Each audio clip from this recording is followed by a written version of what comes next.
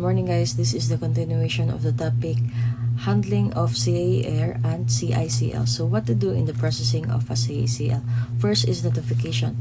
Parents or guardian of the child should be notified first so that ma-aware po sila about their child. So second is recording. We should also record the personal circumstances of the child so that makuha na to ang purpose of creating a detailed profile of the child.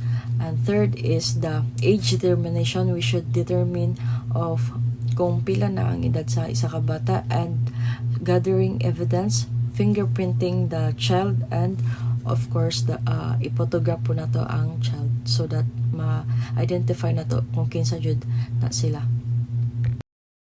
Next is how to conduct interview. So when conducting an interview, we should always remember nga ato ang kaistorya is a child. So first, we should be child-friendly manner, and we should interview the child to a place where it will promote confidentiality, security, and comfort of the CICL.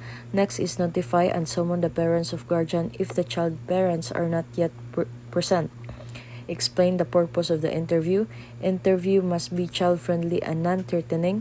Be patient in managing the child.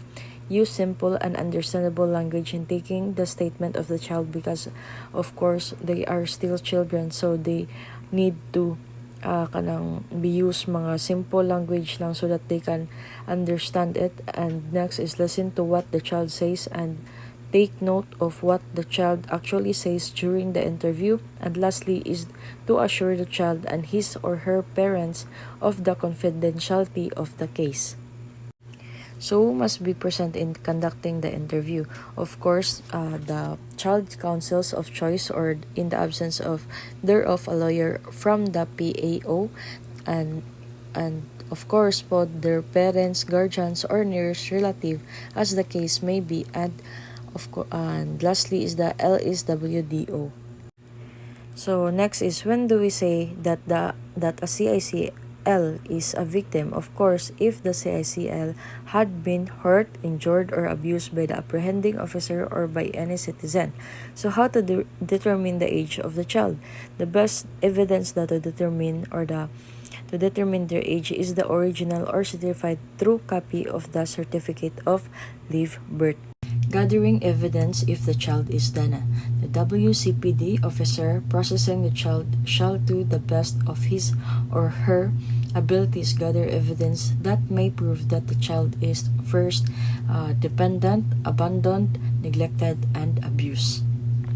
The first is dependent, from the word itself, dependent. So the child, so when we say dependent, so it means that the child has no one to support himself or herself. It means nga ang child daw is lacks of support of his parents, guardian, or anyone that can support him or her with his or her wants or needs. Next is abandoned. The child is considered abandoned if they lack proper parental care and their parents or guardians have deserted them for at least 6 months. So as what I have read, so makonsider daw og abandon ang isa ka bata or isa ka child if their parents or guardians have been deserted them for at least 6 months. Next is neglected.